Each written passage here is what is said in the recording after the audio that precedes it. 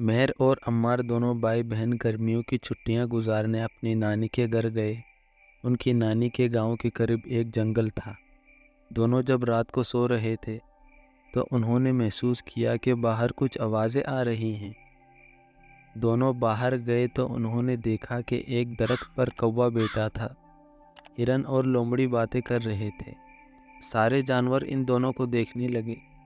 لومڑی نے دونوں کو دیکھ کر پوچھا، کون ہو تم لوگ؟ ہم نے تم کو یہاں پہلے کبھی نہیں دیکھا۔ مہر نے کہا، ہم یہاں اپنی نانی کے پاس گرمیوں کی چھٹیاں گزارنے کے لیے آئے ہیں۔ کوا نے کہا، اچھا، وہ بوڑھی خاتون وہ تمہاری نانی ہیں؟ وہ بہت اچھی ہیں، دن کے وقت پرندوں کو پانی اور دانہ دیتی ہیں۔ جی، انہیں جانوروں سے بہت پیار ہے، خاص طور پر پرندوں سے۔ ہرن نے پوچھا، تم لوگوں کو گاؤں زیادہ اچھا لگتا ہے یا شہر؟ عمار بولا، شہر میں بہت گرمی ہوتی ہے، تازہ ہوا سے لوگ محروم ہیں، بارشوں کے بعد نالے بھر جاتے ہیں اور کئی لوگ جان سے ہاتھ دھو بیٹھتے ہیں۔ یہاں گاؤں میں ٹھنڈی ہوا بھی ہے اور بارش میں خوبصورتی اور بڑھ جاتی ہے۔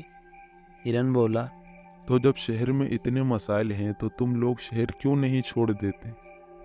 عمار بولا، ہمارے والد کی نوکری شہر میں ہے۔ اچھا، تو تم لوگ چھٹیوں میں تازہ ہوا کے مزے لینے آتے ہو؟ دیر تک جانوروں کے ساتھ باتیں کر کے دونوں نے جانوروں کو الوداع کہا۔ لومڑی نے کہا، تم دوبارہ ملنے آؤ گے نا؟ ہاں، ہم ضرور آئیں گے۔ اور دونوں اپنے گھر کی طرف روانہ ہو گئے۔